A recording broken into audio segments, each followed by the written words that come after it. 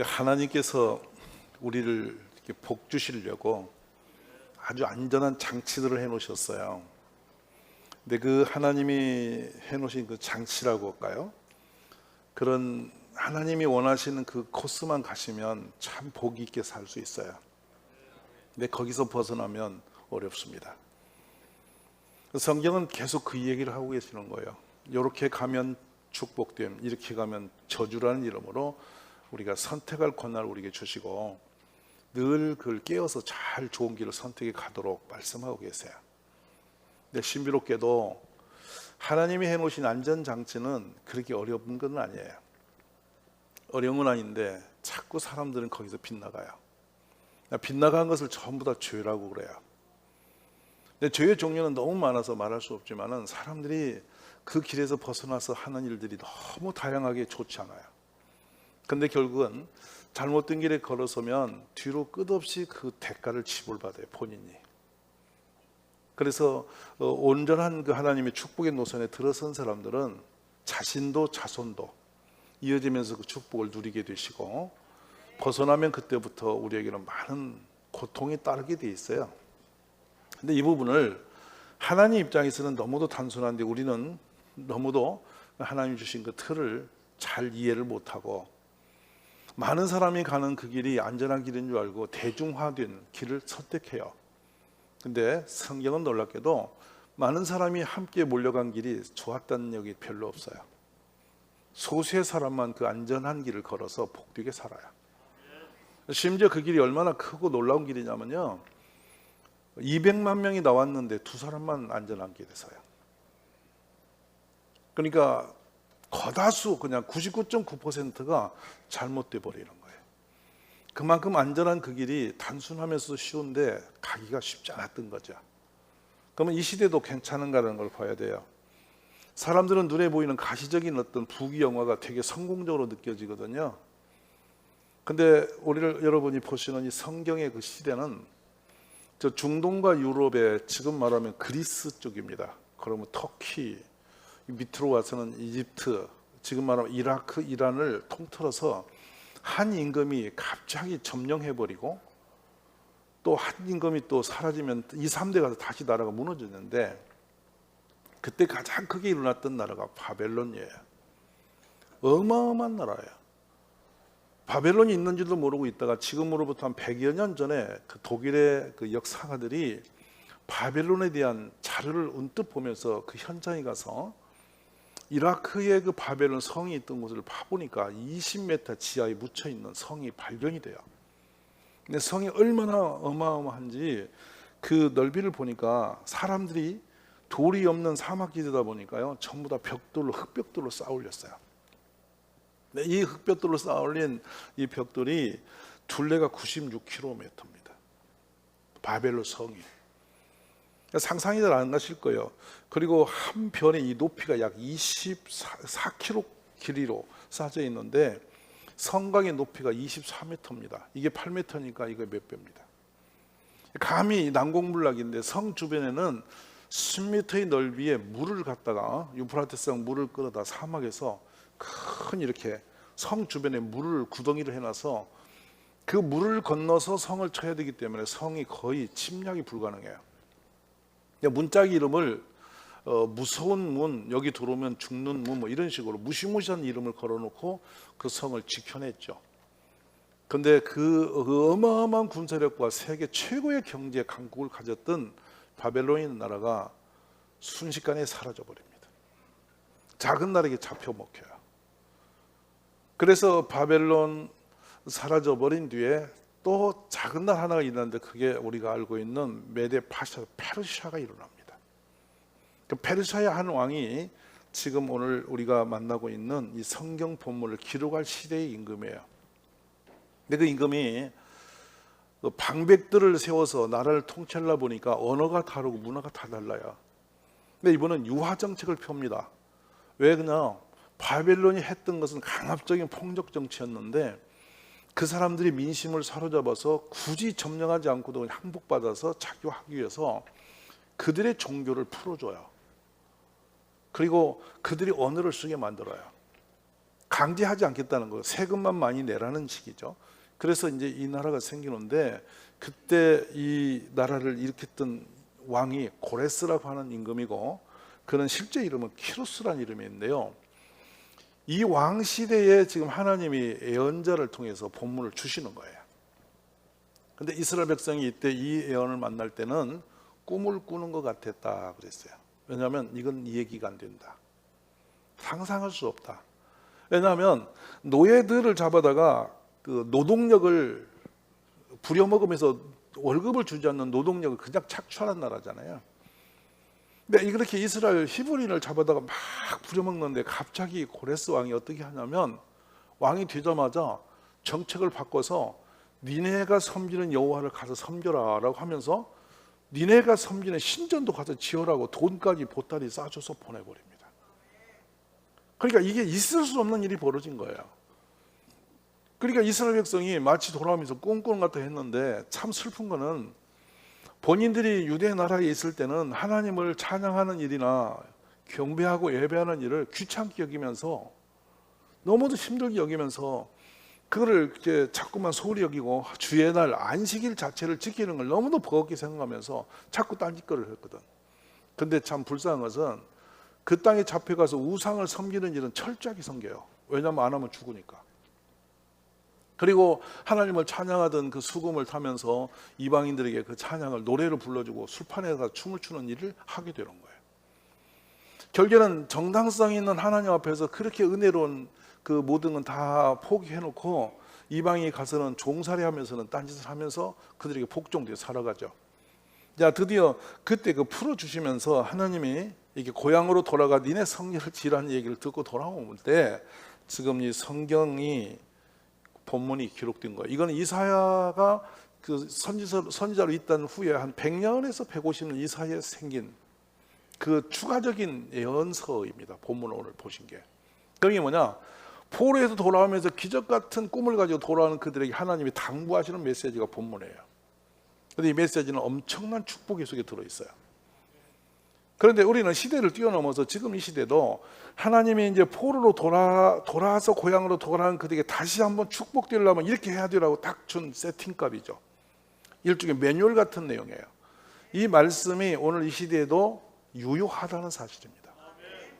왜냐하면 그 하나님은 지금 살아계신 하나님이고, 오늘 또 당신을 믿는 믿음에 있는 가족들에게 복 주시기를 약속하고 계신 주님이세요.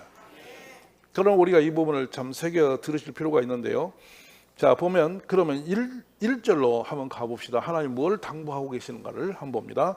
자, 같이 읽어볼까요? 여호와께서 이와 같이 말씀하시기를 너희는 정의를 지키며 의를 행하라. 이는 나의 구원이 가까이 왔고 나의 공의가 나타날 것임이라 하셨도다. 자, 1절이 되게 이제 우리에게 가슴에 확 오는 게 뭐냐면, 나의 구원이 가까이 왔다. 뭔가 알 수 없지만 그들이 지금 고통 속에 있는 곳을 건져내실 날이 지금 가까이 다가왔다. 그러면서 나의 공의가 나타날 것입니다. 그때는 나의 공의로 하나님의 뜻이 이렇게 밝혀지게 될 것이다. 이거는 뭐냐면 하나님 우리를 도우실 것인데 지금 은혜의 문이 열리고 있다. 기대하라, 이런 뜻이에요. 기대하라. 할렐루야. 이게 하나님을 항상 우리가 기대하는 것이 소망이거든요. 하나님이 나에게도 은혜 주실 거야. 복을 주실 거야. 뭔가 내 삶에 좋은 일이 많아질 거야. 이런 기대심을 가지고 주님을 섬김 있기를 바랍니다. 그래서 이 말씀을 가지고 이제 해방을 받는 그날을 딱 보면서요, 2절에 가면 이제 구체적으로 우리가 복된 길을 서기 위해서는 갖춰야 할 것, 이걸 2절에 다시 한번 말씀하시는데요. 2절부터 이제 제가 6절까지 갈 텐데 2절 먼저 봅시다. 뭐라고 하십니까?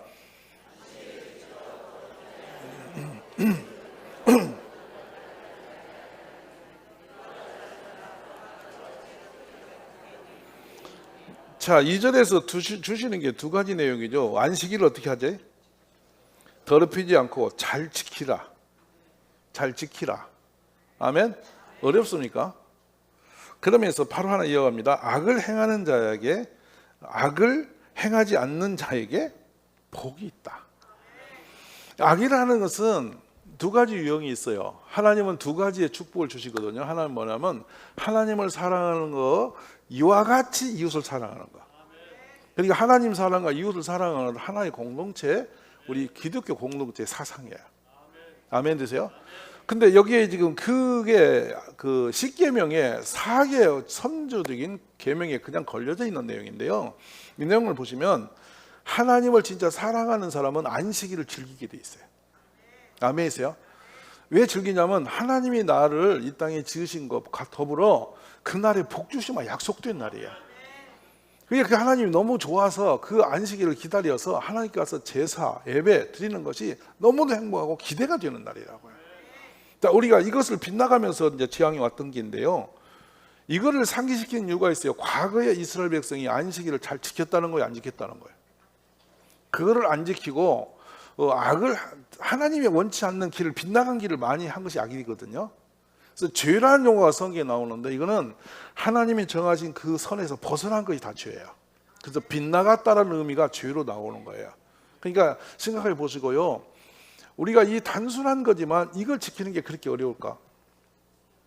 왜 그런가 하면은 오늘 생활에 무엇인가 쟁취하고자 얻고자 하는데 너무 마음이 급해요. 그래서 7일을 한 주로 돌리고 계시는데 이 7일 중에 한 날은 하나님이 창조한 날에서 주기적으로 하나님이 쉬시면서 복 주신 날이란 말이에요. 그날 안식일이라고 그랬고요.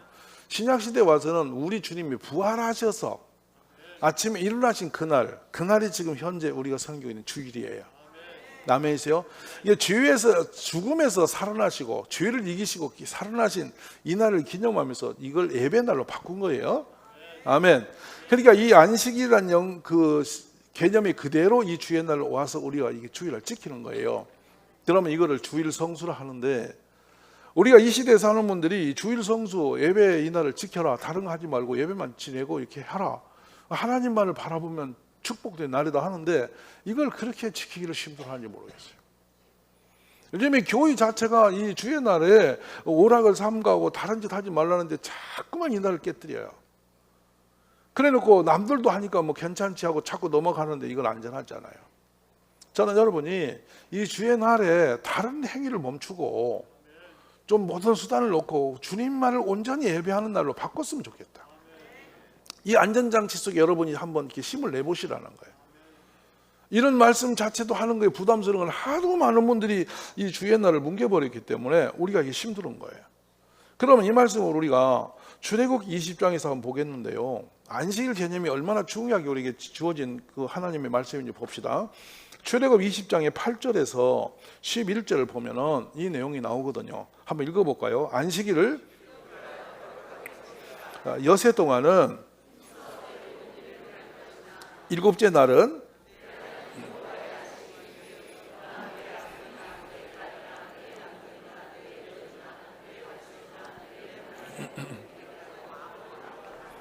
자, 이는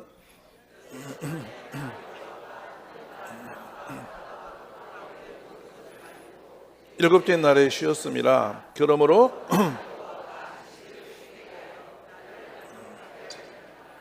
예, 다 창조를 끝난 뒤에 주님이 쉼을 가지면서 복을 부으신 날이란 말이에요. 그러니까 여러분 이렇게 우리가 주의 날에 예배당에 온 것은 손해나는 것이 아니라 하늘에 주시는 복을 받는 날이에요. 이 개념이 들어오면 절대 이날 딴짓 안 하게 돼요. 복 받을 일을 제쳐놓고 자신이 뛰다니는데 이것을 광야에서 아무것도 소산이 나올 수 없는 곳에서 만나를 내리실 때도 엿새 동안 내린 그날은 2배를 주셔서 안식일 그날은 아무것도 걷어지지 않아도 먹을 것을 싸놓는데 다른 날 그걸 더 갖다 걷어놓으면 다 썩어서 먹지 못하게 됐어요. 정확하게 하나님이 계산하시는 거예요, 이 날을. 그러므로 안식일 주의 날을 철저하게 지켜내는 작업을 하셔야 돼요. 우리가 그런 결단과 믿음이 일어나야 돼요. 자, 다시 성경으로 우리가 돌아가서 이걸 지키시면 복이 있어요. 민수기에 보면 광야 시대에 한 이런 일이 벌어져요. 민수기 15장 32절에서 35절에 보면 한 사람이 나가서 나무를 하고 온단 말이에요, 안식일 날. 그래 잡아와서 근데 누구도 이 사람을 그 어떤 징계를 매기자고 내비두어요. 그냥 끌어다 놨더니 33절에 보면 놓아두자 어떻게 할지를 몰라서 그냥 내비둬버립니다. 34절에 보면 34절로 가보면요, 한번 읽어볼까요? 어떻게 처치할지 지시하심을 받지 못한 거로 그냥 가둬놔버렸어. 그런데 하나님이 직접 개입하세요. 35절에 보면 한번 볼까요? 35절이 뭐라 하시는가? 여호와께서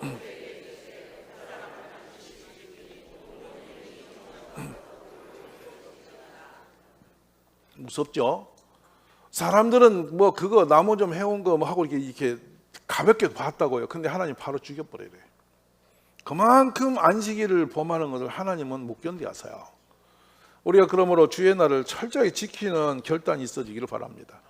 잘 되기 원하신다면. 그럼 예레미야로 가볼까요? 17장 27절에 만일 너희가 나를 순종하지 아니하고 안식일을 거룩하게 거룩되게 아니하여 안식일에 짐을 지고 예루살렘 문으로 들어오면, 한번 읽어볼까요? 뒤에 내가 성문의 불을 놓아 예루살렘 궁녀를 삼키게 할 것이다. 저 뒤에 보면 예루살렘 문으로 들어오면 내가 성문의 불을 놓아, 읽어볼까요? 예루살렘 궁녀를 삼키게 하리니 이 불이 꺼지지 아니하리라. 다짓다 할지니라. 자, 얼마나 우리 하나님이 안식일을 지키는 걸 소중히 여기신 이해하셨죠? 하나님의 선을 넘지 않도록 결단하시고 하나님 앞에 나오는 것을 기뻐하시기 바랍니다. 저는 이 예배라는 것은 워십이라는 용어로 이렇게 써지는데 원어로 가면 뭐냐면 서로 입맞춤하다 뜻이 있어요. 사람은 가장 좋은 사람을 만나는 입맞춤을 하는 거예요. 엄마가 아이에게 입맞춤을 합니다. 아이도 엄마에게 입맞춤을 해요. 가장 자기 속에 가장 가깝고 사랑하는 분에게만 입맞춤이 있는데 예배라는 것은 하나님과 우리가 입맞춤과 같은 거라. 그러니 어영부영 여기저기 앉아서 이상한 짓 말고 예배에 와서 하나님과 입맞춤하듯이 예배를 즐기라는 거예요. 하나님과의 그런 관계가 이 예배 속에서 회복되는 거예요. 자, 그리고 복을 받는 자리가 되시기를 주의 이름으로 축원합니다. 자, 이것을 살지 못해서 이스라엘 백성이 무너졌던 거예요. 그러니까 돌아오는 백성들에게 풀어주면서 하나님은 그 풀어진 것이 에스라서에 보면 그 왕이 갑자기 착해져서 한 것이 아니고 하나님께서 고레스를 일으켜서 이스라엘 백성을 위하여 그렇게 하게 마음을 움직이셨다고 되어 있어요. 아멘 되세요? 그 이스라엘 백성 한편에 이 말씀을 주시는 거예요. 아멘 되시죠? 자, 그러면 봅시다. 이 안식일을 섬기는 것이 얼마나 복된 날인지를 제가 이제 여러분에게 좀 읽어드리겠는데요. 어느 정도 이 중요한 용어가 나오냐면 보세요. 여호와를 섬기는 이방인들은 틀림없이 여호와께서 나를 자기 백성과 구별할 것이다 하지 말며 고자도 나는 마른 나무에 불과할 뿐이다라고 불평하지 말아라. 여호와께서 말씀하신다. 내 안식일을 지키며 나를 기쁘게 하는 일을 택하고 내 계약을 굳게 지키는 고자들에게는 내 성전과 내 성 안에서 아들 딸보다 더 나은 영광스러운 이름을 주어 영원히 잊혀지지 않게 하리라. 여러분, 지금 용어가 굉장히 좀 불편하시죠, 여러분이? 고자란 용어를 썼으니까. 이게 뭐냐면 아이를 낳지 못하는 남자 불치병. 당신은 치명적인 재앙입니다. 결혼을 못 낳는 거예요. 이게 자손이 끊겨 자기 대가 끝나버리는 그런 치명적인 것은 당시에 이거를 뭐라고 말했냐면 저주다 이렇게 말했단 말이에요. 근데 그런 사람에게도 안식일을 제대로 지키면 아이를 낳는 사람보다 더 기쁨이 충만한 은혜를 주시겠다는 약속을 하실 정도. 그만큼 안식일은 중요한 겁니다. 자, 그러면 율법을 한번 볼까요? 신명기 23장에 1절에 보면요, 고환이 상한 자나 음경이 잘린 자는 여호와의 총에 들어오지 못한다. 레위기 21장 20절에서 20에 21절에 보면 등 굽은 자나 키 못 자란 자나 눈에 백막이 있는 자나 습진이나 버짐이 있는 자나 고환을 상한 자나 제사장 아론의 자손 중에 흠이 있는 자는 나와 여호와의 화제를 드리지 못할지니 그는 흠이 있은즉 나와서 그의 하나님께 음식을 드리지도 못하느니라. 딱 선을 그었어요. 근데 그들이 안식일을 지키면 축복의 문을 열시겠다는 뜻이에요. 자, 그러므로 여러분이 예배당에 오신 것은 축복의 행위입니다. 가장 좋은 길을 택하심을 믿으시기 원합니다. 자, 그러면서 이제 사도행전에 가면 베드로가 이런 얘기를 해요. 이제 우리에게도, 이 이방인 우리에게도 하나님이 유대인과 동등한 축복의 문을 열어놓으셨다고 말씀을 하세요. 저는 그래서 우리가 이방인들이 예배당에 나올 수 있는 길이 열렸는데 이 주의 날을 지키는 것을 유대인들도 지키지 않아서 그렇게 무시무시한 재앙과 환난을 당했는데 우리 같은 사람이 안전하겠냐는 거예요. 이것을 로마서에서 우리에게 그대로 설명하시거든요. 뭐라고 하냐면 로마서 11장에 가보면요, 한번 읽어볼까요? 로마서 11장 17절에서 21절인데요. 한번 크게 읽어봅시다. 로마서 11장 17절. 또한 너가 그들 중에 첫 부침이 되어 창감람너 뿌리에 진액을 함께 받는 자가 되어. 자, 여기에 창감람너 유대인이에요. 유대인들을 뿌리로 보는 거예요. 그리고 우리는 거기다 접붙였다는 거예요. 원조가 아니라는 거예요. 근데 유대인들이 축복에서 벗어남으로 우리가 유대인들이 받을 축복을 대신 받고 있다는 거예요. 자, 들어오세요. 그러면서 18절 가봅시다. 그 가지들을 향하여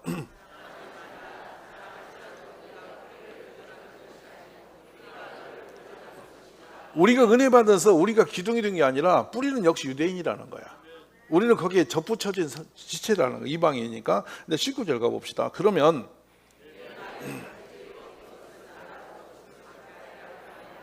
옳도다. 20절 갑니다. 옳도다. 그들은 믿지 아니함으로 꺾이고 너는 믿음으로 섰느니라. 높은 마음을 품지 말고 도리어 두려워하라. 그러면서 21절에 기가 막힌 말씀으로 마무리합니다. 하나님이 아멘. 유대인도 치신 하나님이신데 너희가 그 은혜 가운데 와가지고 받을 수 없는 은혜를 받았는데도 유대인이 잘못한 걸 너희가 하고 있으면 너희는 그냥 훨씬 더 쉽게 버림받을 수 있다는 거예요. 이해되셨어요? 저는 그래서 우리 믿음이, 저는 우리 대한민국의 믿음이 특별한 게 참 좋아요. 왜냐하면 우리는 얼마나 예배를 사모했는지 예배로 그냥 가는 곳마다 예배 드리는 민족이에요, 우리가. 과거에. 그래서 봐요, 새벽에도 예배, 날마다 새벽에 성경도 없는 예배를 우리는 다 하고 있어. 어디서 가져왔냐면 예수님도 밤샘 기도하더라. 그래서 딱 각자 온 거야. 유일하게 대한민국만 새벽 기도가 있어요. 세계가 없어요. 그 다음에 주여 삼창도 우리만 있어. 제가 유대 나라 갔을 때 재밌는 건 우리 보고 삼창 해보래요. 근데 들은 소문이 있어갖고 유대인들이 그거 하면 되게 박수미 좋아해. 재밌나 봐. 우리가 주여 주여 하는 게 그렇게 신나나 봐. 부러워해. 근데 자기들 사람은 자기도 어색해도 못해. 야, 이것도 우리의 브랜드예요. 대한민국만 주여 삼창이 있어. 이 기도할 때 그냥 슬그머니 못하고 그냥 주여 주여 하고 하니까 이것도 하나님 깜짝 놀라시지. 감사한 일이고, 또 우리는 또 신방을 가도 예배를 드려. 맞아 안 맞아? 온통 예배로 도배가 돼 있어. 그러니까 우리는 막 예배 중심의 삶을 사는 것이 축복이에요. 아멘. 그래서 우리가 그래서 복을 받는 줄 저는 믿습니다. 근데 지금 와서 슬그머니 이걸 지금 제쳐놓고 가는데 이건 옳지 않아요.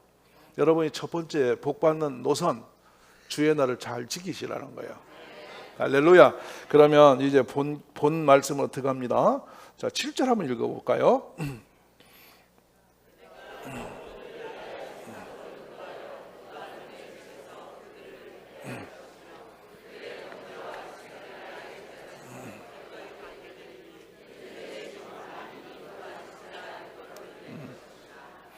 자, 이제 저를 한번 보세요. 여러분, 기도하는 일이 즐겁습니까? 힘듭니까? 아마 말도 못할 분 많아요. 왜냐하면 기도꾼은 틀려요. 일반인하고 달라요, 기도꾼은. 근데 보세요. 제가 종종 그런 생각을 해요. 출산 운동을 막 하면서 계속 뭐 정책이 좀 받쳐주면 좋겠어. 그래서 막 국회도 가고 막 장관님도 만나고 이렇게 하는데 어떤 분 저한테 와서 이렇게 말하는 거예요. 대통령님 안 만나면 답이 없습니다. 이러는 거야. 근데 대통령님 너무 바빠갖고 이 노선이 너무 바빠서 그분하고 대면할 수 있는 게 쉽지 않아. 무슨 말 아시지? 이제 쉽지 않은 거야. 그러니까 얼마나 많은 분이 만나고 싶어겠어요. 왜냐하면 그분을 만나야 답이 있으니까. 그렇게 하는데 세상에 대통령 만나기 되게 어려운데 천지를 지으신 하나님이 만나시겠다고 문을 열어놓고 말해봐라, 들어줄게. 이 한기 뭐냐면 기도입니다, 여러분. 그러면 구약시대에 아무나 기도했냐 이거야. 어림도 없어요. 아무나 기도한다고 하나님 듣지 않으셨어요. 특별한 선지자들, 의롭고 공의로운 하나님의 계획된 자들의 기도를 들으신 거예요. 그러니까 보세요. 백성들이 부르짖지 않았어요. 모세가 기도하니까 홍해 열려요. 맞죠? 여호수아가 기도하니까 여리고가 무너져요. 맞습니까? 여호수아가 기도하니까 하늘에 태양도 서요. 아멘. 근데 더 놀라운 일은 사무엘서에 보면은 사무엘이 제사장으로 서 있을 때에 블레셋이 쳐들어와요. 쳐들어온 백성들이 함께 모여서 뭐 주의 삼창하면 될 거 아니에요, 세상 말로. 근데 신비로운 일이 벌어져요. 백성들이 지금 막 공포에 질려서 블레셋이 쳐들어오니까 막 이제 죽었구나 하면서 나가서 싸울 힘도 없고 방어할 방법도 없고, 그러니까 그들이 기도라도 해야 하는데 못하고 막 사무엘에게 쫓아가서 뭐라고 하냐면 사무엘에게 부탁합니다. 당신은 우리를 위하여 우리 하나님 여호와께 쉬지 말고 부르짖어 우리를 블레셋 사람들의 손에서 구원하게 도와주소서 이래요. 그자 사무엘이 송아지 한 마리 잡아서 하나님 앞에 제사 드리고는 하나님께 그대로 기도를 했더니 하나님께서 그날 울에 천둥 번개를 내려가 이 블레셋을 얼마나 혼나게 치셨는지 블레셋이 혼백산 도망가다 다 죽어버립니다. 그리고는 다시는 사무엘이 살아있는 동안에 그 땅을 못 넘어오는데, 뭐냐면 사무엘이 기도하면 천지가 뒤집어지니까. 무슨 말 아시죠? 그래서 넘어올 생각도 못하고 딱 멈춰버려. 자, 누구 기도 들으셨어요? 그러면서 이렇게 말하면 여러분, 그러니까 내가 사무엘처럼 내가 기도가 응답이 된다면 내가 하지 왜 안 하겠냐 이럴 거라고. 맞아요. 전부 다 그런 마음은 있죠. 하나님 한번 내 삶에 뭐 한번 이렇게 좀 내가 기도하면 오야하고 바로 응답 오는 거 기대하시죠, 여러분? 그래요, 안 그래요? 근데 저는 우리가 무작위로 뭐 아무거나 가서 뭐 하나님 이거 해요 저거 해요 이렇게 하나님 부리듯이 하는 게 아니고요. 우리가 정당한 기도 속에 하나님에게 구하는 건 반드시 이루게 하신다. 근데 어떤 제한선을 스스로 생각해 봐요. 어떤 때는 왜 이런 건 응답 안 하실까 보면 옳지 않은 거예요. 하나님 보시기에. 그것까지 응답하시면 우리가 더 나빠질 수 있어요. 그래서 안 받으시는 거죠. 어떤 분이 저한테 그렇게 말하는 분이 있어요. 자기가 기도했는데 안 들어졌다고. 그래서 뭐냐니까 이혼을 위해서 기도했대요. 그래서 제가 그랬지, 그건 하나님이 아니라 누구도 안 들으신다. 아니 거리가 없어서 이혼을 해달라고 기도를 하냐? 너무 이상하잖아요, 여러분. 그래 어떤 사람은 우리 남편을 좀 어떻게 해 손봐달라고 기도한다는 거야. 아니 하나님이 손볼 때가 남편을 손을 보게, 부인이 남편을 손보라. 그래서 내가 그랬어. 봐라, 당신이 손봐도 힘든데 하나님이 손봐보면 끝나버려. 그러니까 그런 기도는 하지 마. 그랬더니 그래 속상하니 그렇죠. 여러분, 속상하다 한풀은 기도 아니에요. 무슨 말 아세요? 하나님 뜻에 합한 노선이 있어요. 어린아이가 요구한다고 부모가 다 주는 거 아니잖아요. 부모는 알잖아, 이거 옳고 그런 거를. 그와 같이 하나님 우리를 더 잘 아세요. 근데 합당한 걸 구하면 응답하시는 하나님이세요. 이런 사례는 넘치도록 많아요. 그래서 주님이 우리에게 주시는 메시지 들어보세요. 항상 성령 안에서 기도하고 이를 위하여 깨어 구하기를 항상 심쓰며 여러 성도를 위해서 구하라. 자, 이웃의 성도를 위해 기도하고 성령 충만함으로 기도해라. 그러면 빨라요. 아멘. 근데 성령이 충만하면은 내 인간적인 뭐 필요가 아니라 성령께서 기도를 이끌어 주세요. 근데 그건 하나님 마음에 맞는 코드죠. 그러니까 응답이 정확하게 올 수밖에 없죠. 이런 축복이 우리에게 있음을 믿습니다, 저는. 그래서 요한복음 14장 12절로 3절에 우리 예수님이 이제 기도의 문이 열렸음을 선언하시는데 어떻게 된 거냐면, 예수님이 십자가에 죽으시는 그 순간에요, 휘장이라는 이 하나님의 그 법궤를 가두던 그 휘장이 찢어졌는데 어떻게 찢어졌냐면 위에서 아래로 찢어져요. 뭐냐면 하나님이 문을 열으셨다는 거야. 그래서 단방에 예수님의 죽으심의 그 대가로 하늘이 열려서 어떤 누구든 예수님의 이름으로 하나님을 향해 갈 때는 하늘에서 들으신다는 얘기예요. 이제 놀라운 기적이 우리 손에 온 거예요. 이건 천국 열쇠가 온 거예요. 아멘. 그래서 한번 읽어보세요. 뭐라 하시는가? 내가 나를 믿는 자는 또한 그보다 큰 일로 하리니 이는 내가 아버지께로 감이라. 자, 예수님보다 더 큰 일을 우리 사람이 해낼 수 있다는 거예요. 상상이 안 가는 일이죠. 근데 어떻게 그 일이 일어나는가 보면 13절에 답을 주십니다. 자, 볼까요?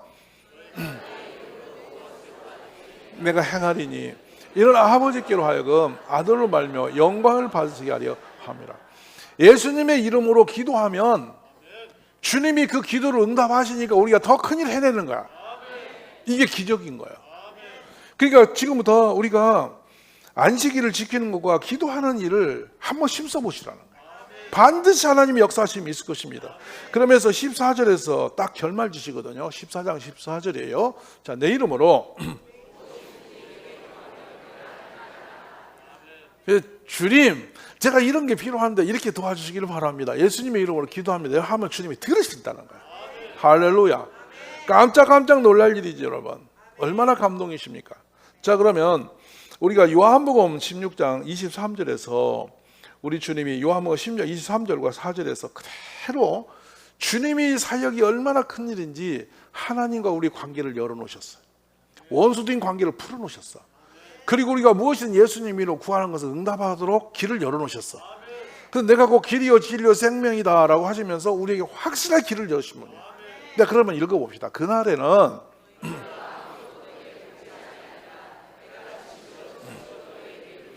너희가 무엇이든지 아버지께 구하는 것을, 자, 스타, 누구 이름으로? 예수님의 이름으로 구하는 것은 주신다. 아멘. 예수님의 그 이름에 놀라운 축복이 우리 온 거예요. 다음에 24절 읽어봐요. 지금까지는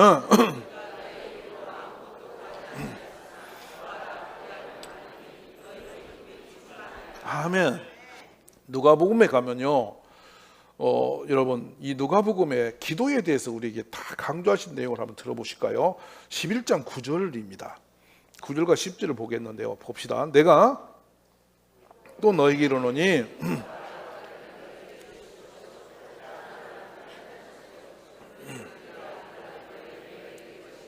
자, 10절입니다.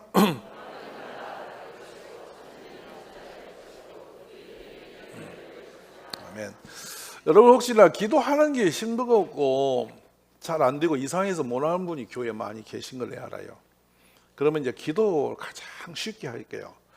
최고로 기도를 멋있게 제대로 해서 응답을 다 쏟아받고 살았던 분들이 기록하신 내용들이 시편이에요. 시편은 기도문이 즐비합니다. 아멘이십니까? 그러면 내가 기도 언어가 안 나와서 못하는 분은 남의 것 갖다 얹히면 돼요. 근데 여러분 여기서 불나면 제일 어디로 전화 먼저 해? 어디? 119 아시구나. 119는 급한 사람이 하는 거예요. 근데 시편에 보면 119절이 있어. 119편은 시편 중에 제일 길어. 제일 긴데 내용이 어마어마하게 그래서. 그래서 제가 여러분에게 부탁을 할게. 시편 119편을 소리내 읽어. 끝에 가서 예수님의 이름으로 구하옵니다 하고 끝나. 아멘. 그러면 그 시편 119편 내용이 전부 다 내가 기도한 내용이 되어버려요. 근데 자꾸 읽다 보면 시편의 그 좋은 말씀들이 내 속에 심어져 갖고 내 입에서 그 얘기가 나와. 알아들으시면 아멘. 그렇게 소리내 읽다 보면은 그 시편 내용이 내 속에 들어와서 나중에 내 기도로 열려져요. 기도는 너무 쉽고요. 그것도 어려우면 여러분 시편에 가면 120편 이상은요 시편이 짧아. 한 절, 두 절밖에 없어. 그리고 길면 세네 절밖에 없고 짧고 또 은혜스러워. 그러면 기도가 긴다고 생각하시면 그럼 짧은 놈 갖고 해. 그거 읽고 예수님의 이름으로 기도하였습니다 이렇게. 아멘. 그러면 어떤 분은 어떻게 기도했냐면 주님이여 나를 평생 가난하기도 말고 부자로 살지도 말고 내가 가난에 도적질까 두렵고 부자도 하나님 없다고 교만할까 들어오니 가난하기도 말고 부자도 되지 말게 해서 적당하지만 살게 없어서. 이렇게 기도한 분이 또 있어. 그런 기도는 여러분이 진짜 재밌지. 근데 이왕이면 가난하게도 부하기도 말고 좀 부자가 되게 없으면 더 낫지 않겠어? 그래도 교만치 않고 제가 부자가 돼 선교도 하고 하나님 나라에 힘을 내게 도와주소 이러면 더 낫잖아. 그런 기도문을 살짝 바꿔서 써봐. 그러면 때가 되면 오시잖아. 아무것도 않고 멍하니 사는 것보다 구했다가 받는 게 낫잖아. 이해되십니까? 그래서 주님은 주시는 때가 있어요. 아무 때는 막 하지 않고 하나님 보시기에 가장 합당할 때 주셔서 반드시 응답이 있도록 하시는 거예요. 왜? 주님이 살아계시니까 그래요. 저는 우리 하나님은 우리가 구하지 않더라도 은혜 가운데 인도하신 건 분명해요. 근데 구하는 것은 더 놀랍게도 주시는 분이세요. 그래서 저는 오늘 여러분들이 주의 날을 잘 지키시고 둘째로 예수님의 이름으로 기도에 힘을 내자. 그거 가지고 여러분이 정말로 필요한 거, 내가 정말 이것만은 꼭 어떻게 해결이 됐으면 좋겠는 거, 그거를 거기다 달아 올리세요. 주님은 우리의 어린아이 기도도 들으시고 작은 신음소리도 응답하시고 우리의 마음에 있는 생각 들으세요. 끝으로 여러분, 기도를 이렇게 무릎 꿇고 정식으로 막 주여 하고 이렇게 안 해도요, 저는 종종 그 생각이에요. 마음의 간절함을 품고 다니면 간절함을 가지고 하나님께 늘 고백을 하며 걷는 거예요.